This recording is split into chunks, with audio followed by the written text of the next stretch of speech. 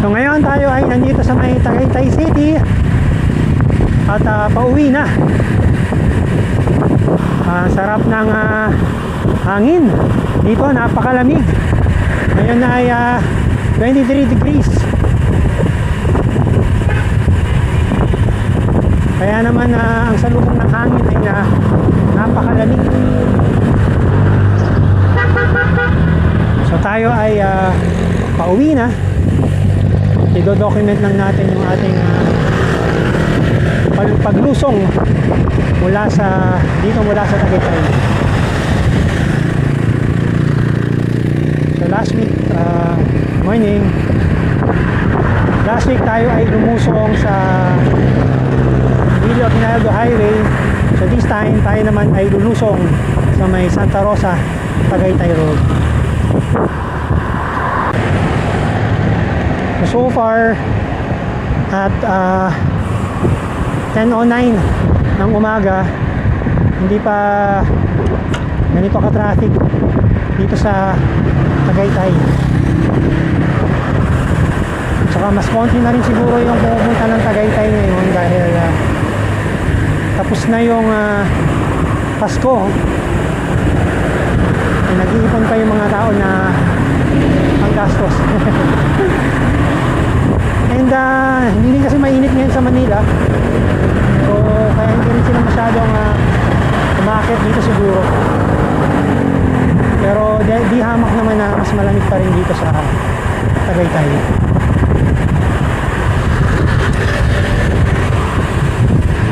Ang dami na rin establishments and bagong kainan dito ngayon.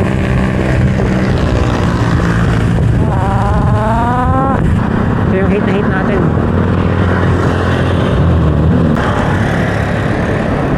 So malapit na tayo dito sa may kaliwaan ng Santa Rosa Tagaytay Road. Wish lang natin baka left tayo ng matiwasay. Kasi I think malabong mangyari sa ngayon. Ayan, all clear.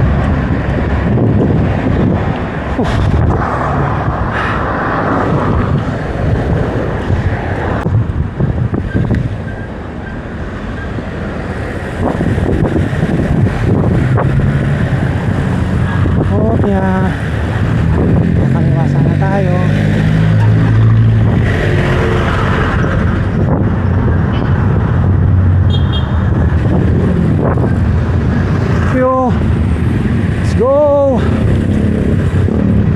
Let's go sa paglusong. Tingnan natin kung gaano katagal to.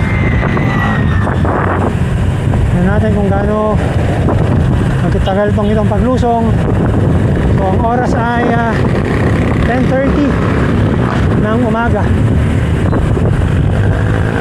Ang simula ng ating paglusong dito sa may Santa Rosa Tagaytay Road. So ang dami ng umaakyat ng Tagaytay ng ganitong oras. Tamang-tama for lunch. And yung ibang mga mag-check-in siguro tamang-tama for 2 o'clock na check-in. So kapag weekend talaga, expect nyo na pag umakit kayo dito sa Tagaytay ay napaka-traffic. And umaambon na naman. Ano ba yan?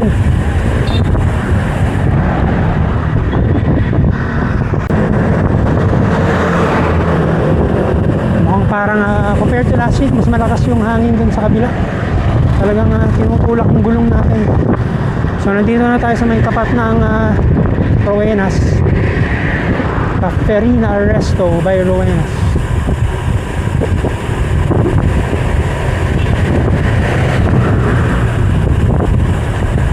Wish lang natin ay mapumulan.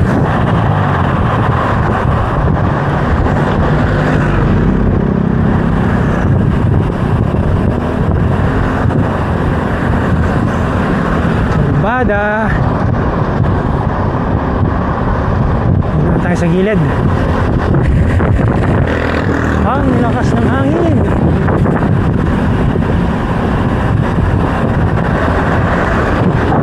Sobrang kulimlim. Banda doon. Sana lang hindi umuulan.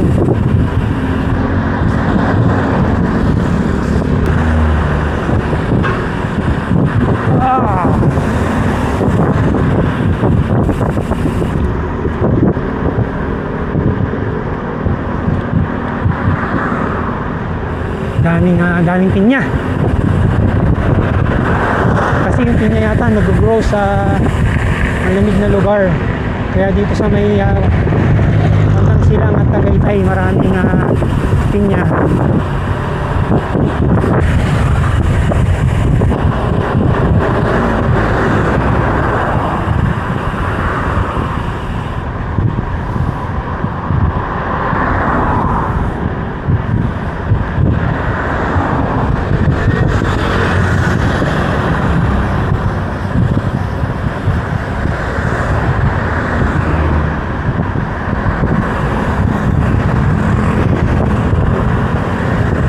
Wow!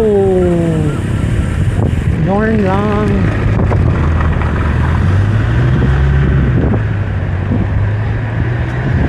Mahirap lang kapag palusong ka and then may ganong kasasakyan na ayaw kang pagbigyan.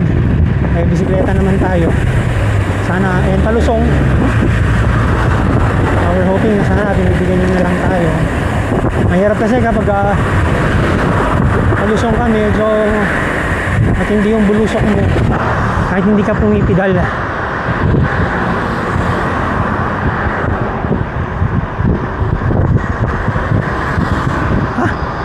Sa lamig, sobrang lamig na iihi na tayo. Kanina pa tayo naiihi. Sana makakita tayo ng CR.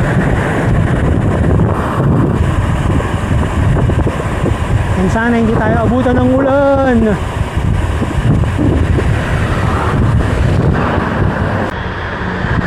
Bihira talaga, konti talaga ang nagbike ngayon. Normally, pag ganitong oras, meron pang mga siklista na umakyat ng Tagaytay. Pero dahil nga siguro paambon-ambon, konti lang yung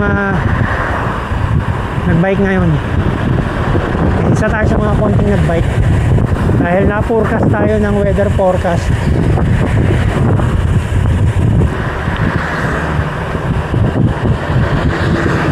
Medyo lumalakas-lakas na rin ang ambon. Ambon-ambon lang. Basta wag uulan. Kaya may nakikita ng baka. Ang Tagaytay din kasi ay sikat sa kanilang mga baka at bulalo. Dami na rin talagang kainan dito sa Tagaytay. Halos tabi-tabi na sila.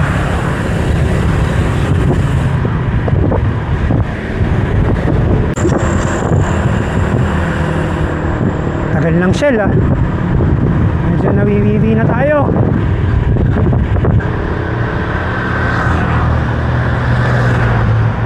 Refill.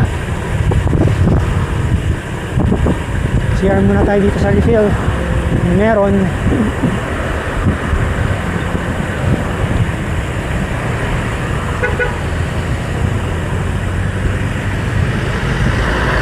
Ayun, meron.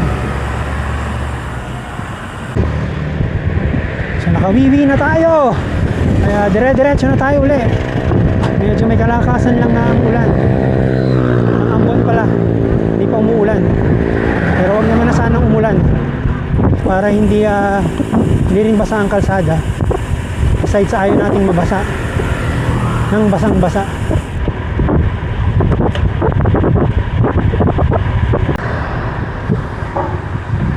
So first time din natin gagamitin yung ating Ace Pro sa may liwanag.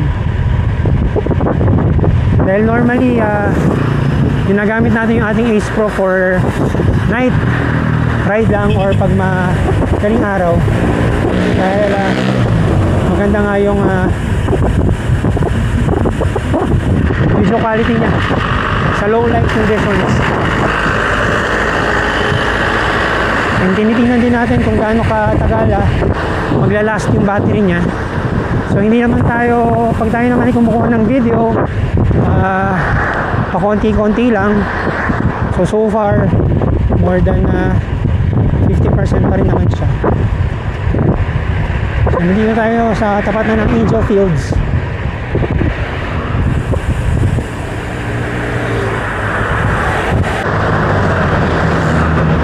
So 13 minutes na tayo nga lumulusong from dun sa kanto sa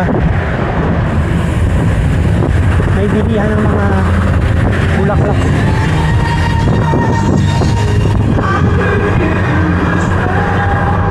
The search is over. Ayan, medyo lumiliwanag na. Thank you, Lord.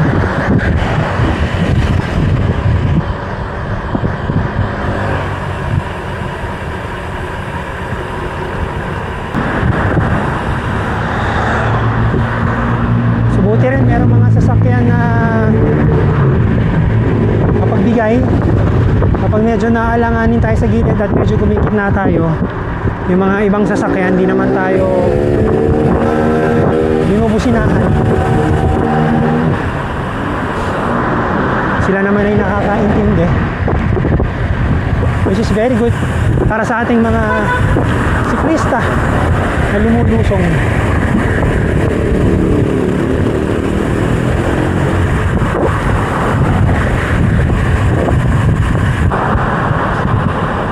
Bye!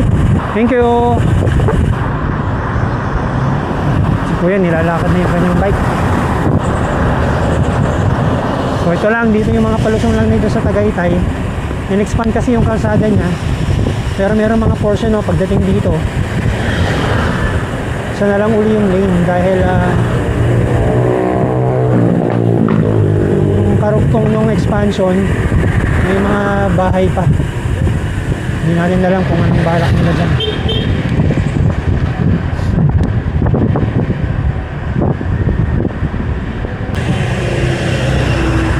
So medyo may kabagalan yung sasakyan dito sa may tapat ng Caltex. Bye.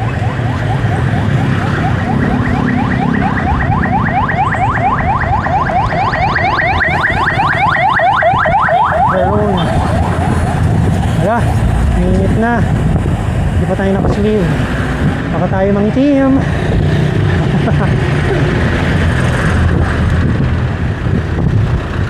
So paglagpas dito sa may Verona in Caltex, lusong uli.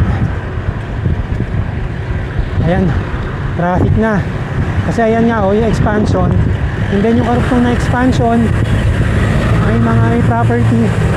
Hindi natin alam kung private property yun. So kaya pagdating doon, mag-iembudo sila, nag-create na sila ng traffic dahil nagpapaunahan na sila.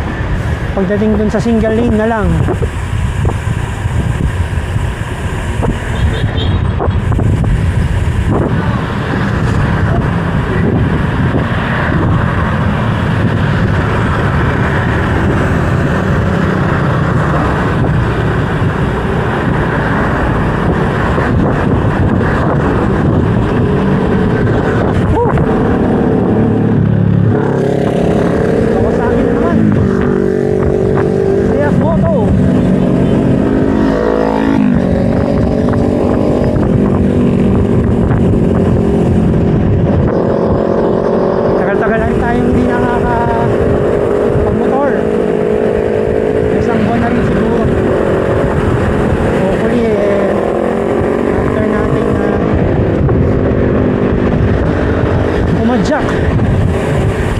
Timonan sa February makapagmotor mo.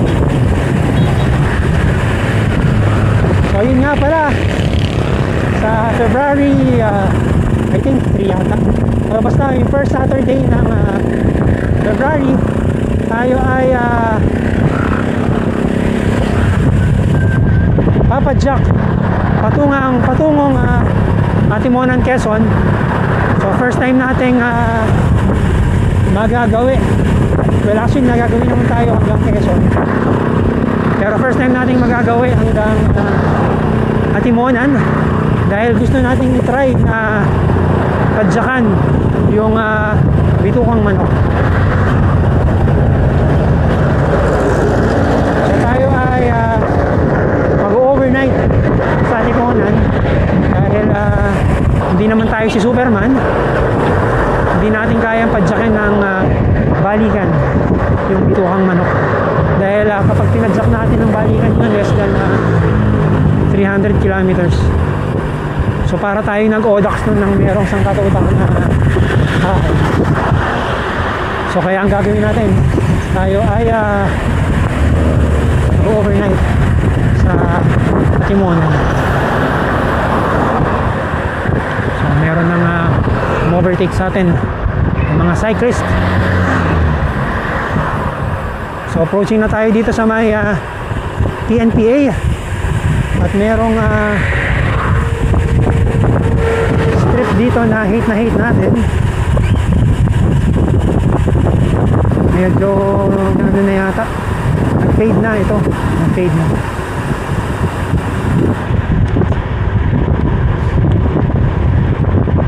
So ito na yung tapat ng Philippine National Police Academy dito sa Silang, Cavite.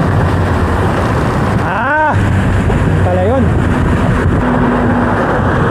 So hopefully lang wala tayong mahirap lang dito yung pagmumulusong dito dahil medyo malalim to. Mahirap lang kung meron tayong kasabay na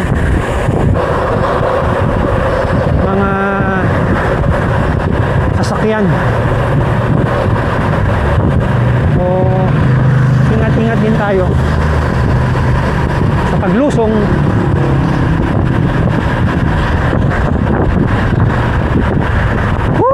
Sarap.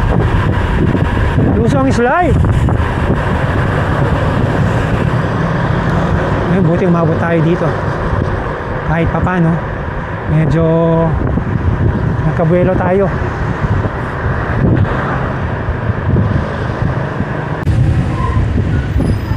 So ayan na yung traffic going to Tagaytay. So ang haba na ng kanilang pila.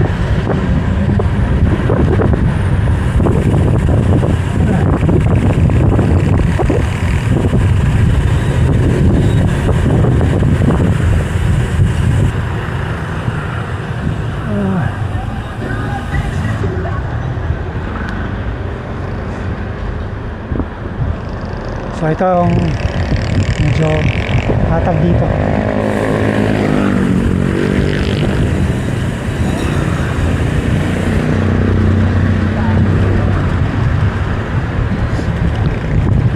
Pati yung pababa ng Tagaytay medyo build up na rin.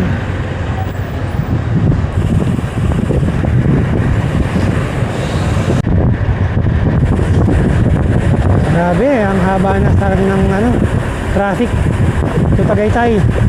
Kaya maganda talaga kung pupunta kayo ng Tagaytay, magkalax na kayo. Dahil at least mas mabilis doon.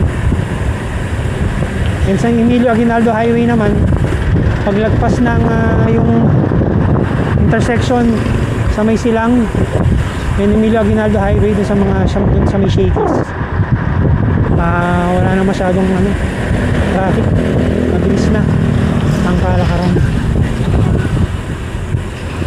Mainit na, araw na, hindi pa tayo nakaslive.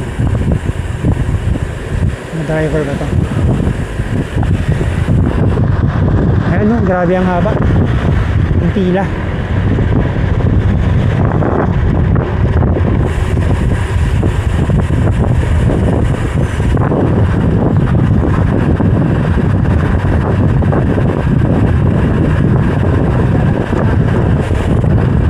Valley natin siguro tayo magla-lunch sa may Solinod. Parang gusto natin kumain ng ano, masarap na pagkain. Dahil tayo naman ay nakapagtipid ng 3 days. Dahil tayo ay nag-work from home ng 3 araw.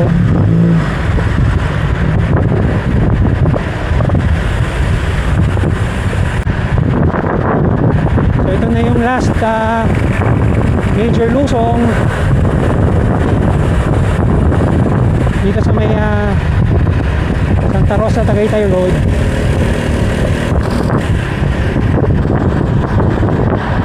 And then yung paanang lusong is nandun na sa may Valley, sa may Uniqlo.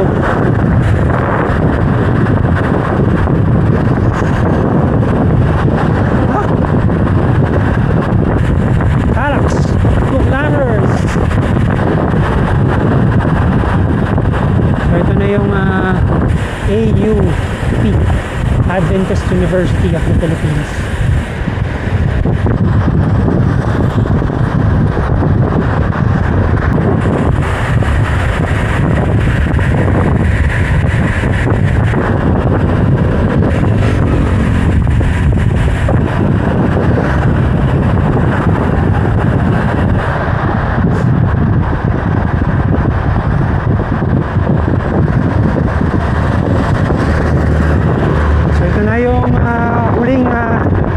Matinding lusong.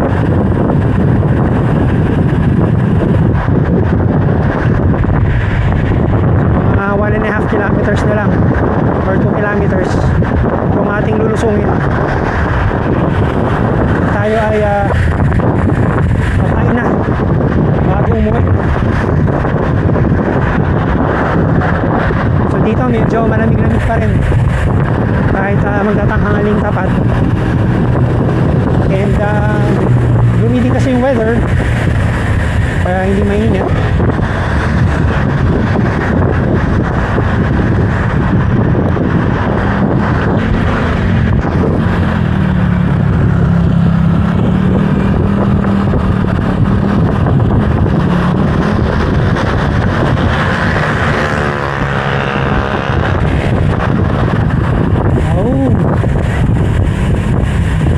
Hirap na ito pag di mo napansin yan. Nakabike ka, semplang ka doon sigurado. Kung akala mo malapad yung kalsada.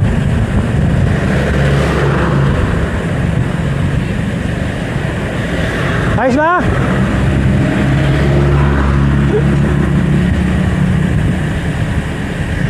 Mga pogi naghihintay ng mga siklista. Mahirap apiran yun, baka mamaya atakin bigla yung kamay mo. Simple lang ang aabutin niya. Ayan na. So nakalagpas na tayo dun sa may pinakamatarik na lusong. So dito na natin tatapusin ang ating vlog for the Santa Rosa Tagaytay Road Lusong. So sa mga guys na hindi pa nakaka-subscribe sa ating YouTube channel, Rider Rocky lang po, pati sa ating Facebook page, and you can also follow me sa Instagram at BikerRock77.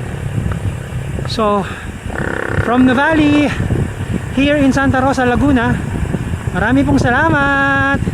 Bye.